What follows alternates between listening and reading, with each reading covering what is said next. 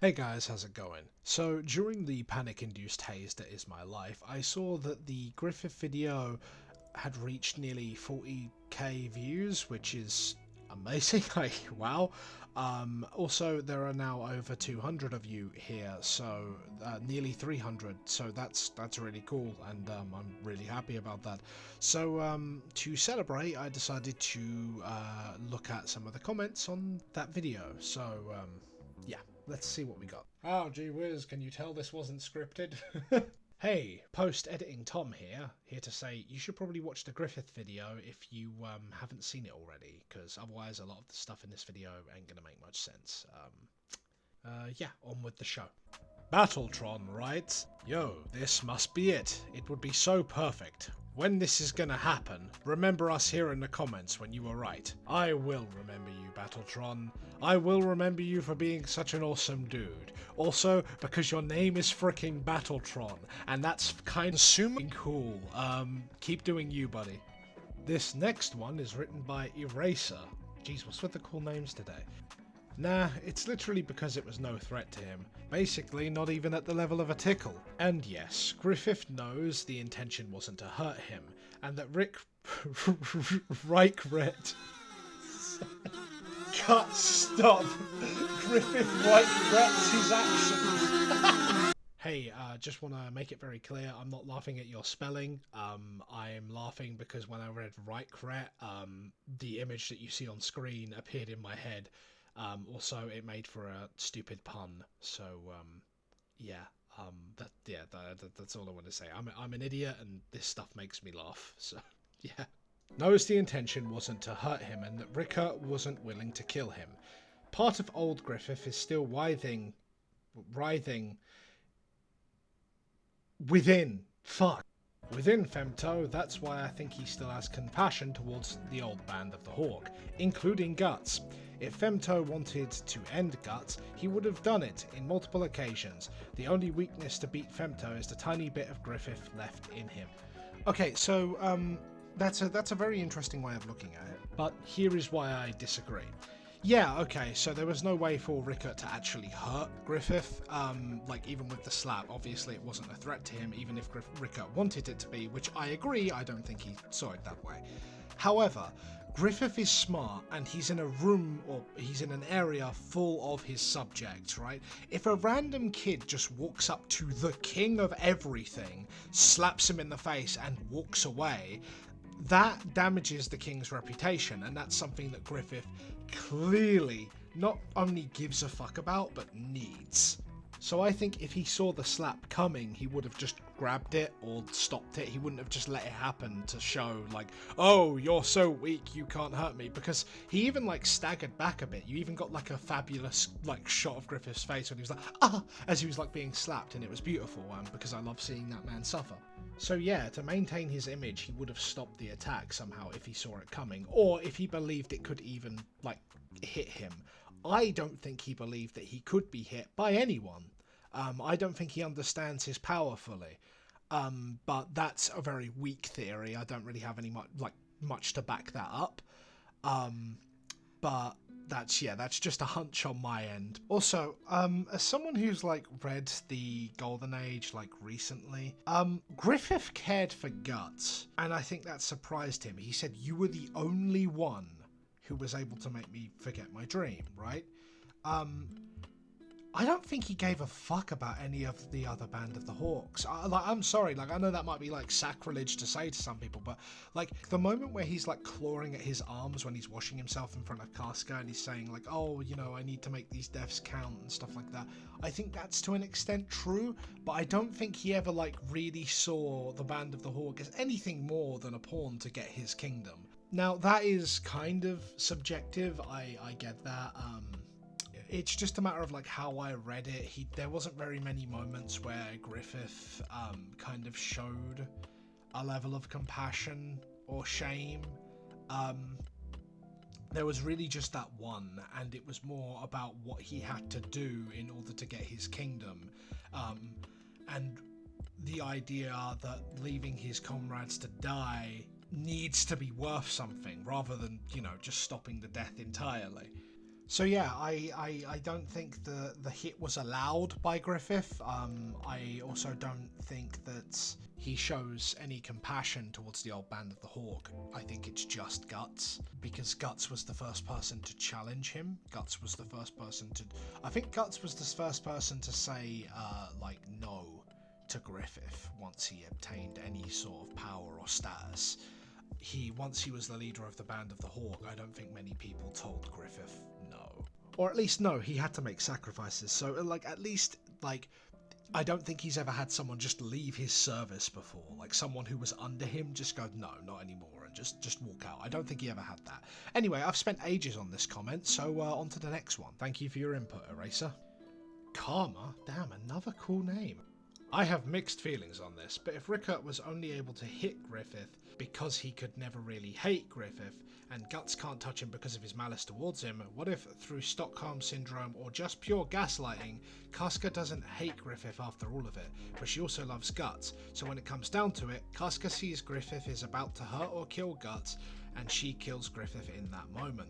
Alternatively, Rickert does more or less the same thing because he is literally the idea of good, the true god of the Berserk world. See Gnosticism. Oh, okay, somebody's a little well read. Coming at me with fucking Gnosticism. Okay, so basically your idea is that Griffith is meant to represent the smaller and lesser deity of Gnosticism. Okay, let me explain what Gnosticism is for the people that don't know what it is. Okay, so Gnosticism is the idea that basically the world that we live in is created and ruled by a lesser deity. The Christian god, the creator of Adam and Eve and all that, is a lesser deity that is kind of a dick. The Demiurge, I think it was called. Anyway, basically, Jesus is meant to be the representative of the true God, and he comes down to earth and he's like, hey, the God you're worshipping's fake, worship me and my God instead. That's essentially what Gnosticism is. So if I'm correct, I think this theory is basically saying, so Griffith represents and the God Hand even, represent a lesser deity that's ruling the earth, but Rickert is a representative of the real God, the good God that's looking over everything. That would be very interesting, although I think they'd lean more into the slap if that was the case. If that was the case, I feel like Griffith would be like, hell no, why the fuck could he slap me? Why? Like, what is Rickert to be able to do this? I think there'd be a little more foreshadowing about it. Miura is really good at like putting the subtle seeds in there. However, if this is an expanded upon theory and I just haven't done the reading or seen any of the right stuff, please let me know what the theory is called. I'd love to look that up. Rickert is the true god. Like, I thought you were just quoting a meme I made in the Griffith video previously, but yeah, no, that's a very interesting idea, and yeah, thanks for bringing Gnosticism to the table. That was interesting. As for the Casca bit, I said it at the end of my last video that I kind of want Casca to be the one to kill Griffith because I think she deserves it the most. It is kind of messed up, but yeah, no, it's definitely possible that she can't bring herself to hate him either, much like Rickert. But if she has a full memory of the eclipse and what he did, I think she might bring herself to hate him, and that might put her in a predicament if my theory is correct. Yeah, I hope that Casca somehow gets the dub on that, but yeah, thanks for your comment, Karma. That was really cool. Nasif Kazan, I really hope I pronounced that correctly. This is overly simplistic, even to a certain extent reductivist. It's brilliant. Thank you. I'm going to assume that's a compliment. Thank you very much for your comment. I appreciate your time, Mr. Kazan. Okay, this one's just a challenge. Sir Kyle Len. Sir Kyle Len. Sir Kyle Len. Is that your? You meant to say it differently? Sir Kyle Len. He writes, Guts cut Griffith's hair on the island, and that attack wasn't out of hate for Griffith. It was out of desperation to save Casca. Thank you. I forgot to mention this in my video. I really wanted to mention the haircut. Yeah, it seems that when Guts starts to get worried, like when his berserker rage kind of chills down, because if you notice, like when he's swinging his sword around in a frenzy, he's like halfway through it, he stops getting angry and starts getting scared while he's swinging the sword. So yeah, no, that's very much a possibility. Because yeah, Griffith, or malice towards Griffith, wasn't the focus of his sword swing. He was trying to get him away from Casca again. So yeah, no, I definitely, I wanted to use that as fuel for the theory, but I actually forgot to use it. So thank you for bringing this up, Sarkyle Len. I'm very glad I got a chance to address it because of you. Thank you. Fun fact, the name of this image on my computer is called Kill the Moon Child, so if the FBI ever digs through my fucking computer and sees a file called Kill the Moon Child, that will explain it. Rupik's Cube.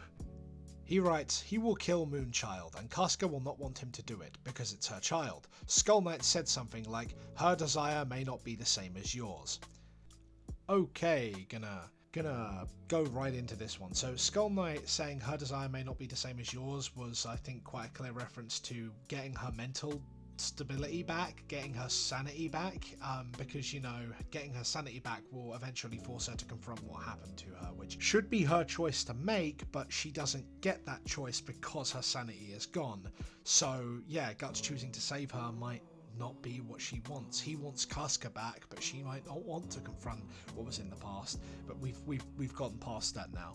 As for Guts killing the Moonchild, this was a theory I briefly entertained in another comment, where I basically said, yeah, no, the idea behind it is the Moonchild is Griffith, a version of Griffith that Guts doesn't hate, and therefore a version of Griffith that Guts can kill, and because of that, killing the Moonchild might be the only way to kill Griffith, so as a result, Guts will kill the Moonchild. However, I've got some problems with this. Killing a child is one of the most traumatic things that Guts ever had to do, or ever found himself doing, and I think having him grow from the trauma of that and like basically try to outlive the sin of it is kind of a big part of like his development. It's one of the many traumas that he's like struggling to overcome. So I think having the narrative make Guts kill a kid, I think it just kind of is a step backwards. It doesn't really accomplish anything narratively. Also, Kentaro Miura himself said he wanted Berserk to have a bittersweet ending, and I don't think Guts killing a kid and Casca hating him for it is necessarily the bittersweet ending he was going for. Yeah. So, I don't think that was the plan. Either way, thank you for your comment, RuPixels. It means a lot. M&I, the zombie gamers, right? I think my best theory I could come up with is Griffith at the sacrifice of the Hawk. He sacrificed everyone but Casca and Guts, because he genuinely cared for both of them. If you read the sacrifice chapter carefully, he said that Guts was the only one who made him forget his dream, and to me, he couldn't sacrifice Guts because of it. I think there's going to be a great war soon with the demons versus Guts, the last humans, the Elven world, sorry, forget the place's name. My third and final theory is Guts somehow gets the millions of souls branded to fight for him in a Lord of the Rings, The Return of the King type of thing. That would be cool. And he commands them along with the remaining humans and the Elvish palace, I think he's going for. I also believe Rosine is going to make a comeback with a huge fairy army to help in the fight as well. Okay, there's lots of good theories just kind of bunched into this one. So let's go through them. Even the ones I didn't read, I'm just going to go through all of the theories summed up because it was just reading a lot and I kept stumbling over my words and it sucked. I'm sorry. So first one being Guts wasn't sacrificed because Griffith cared for him. He pinned Guts down, had his eye torn out, and then did the thing with Casca in front of him just to show how powerless he was. I don't think he cared. I think Guts was saved because of Skull Knight. I think maybe he cared up until the moment he became Femto, possibly, but after he became Femto, it's like he's a demon now. He's not human anymore. He's looking at Guts like he's beneath him. That's what I think anyway. The Great War, probably. I'm just kind of wondering where Guts is going to get his army because, well, Griffith kind of has all the humans and the demons at this point, so it's kind of, yeah. Maybe he could do something with the old Kushan army. Maybe that would be pretty cool for the big war. Ah, Zod's immortality comes from his horns. Cutting off the other horn might make him not be able to regenerate his limbs. That is an interesting theory because, yeah, why hasn't he grown his horns back? We've seen this guy get slashed, and I haven't even thought of this. Yeah, we've seen this guy get slashed all over the place, and he keeps coming back, but his horns didn't come back? Yeah, you might be onto something, M&I, the zombie gamers. Guts using the bellet to call on the god hand, but instead he calls on angels, which destroyed the king's kingdom. Right, okay, so the belief that there are different god hands, other than the evil ones, different pantheons. Possibly, I mean, they did accurately do like a Wicca, north, south, east and west, flame elemental, elemental kind of thing, the 4 elementals of the 4 directions, and they actually had the directions correspond with pagan witches' belief, which is like really good research, on Kentaro Miura's part, talking to actual witches from Europe and stuff, because yeah, the alchemic symbols and stuff he was using, anyway, that's a different gush. But yeah, no, there are different pantheons in Berserk possibly, so there might be more things that he could use the bellet to call on. I think the bellet's connected to this god hand specifically. If there are multiple god hands, if there are other hands of god, maybe we're going to encounter the god feet or something, I don't know. I think the story's a bit too near to the end to introduce a new pantheon and have them be the solve, like have them be the reason the plot gets resolved.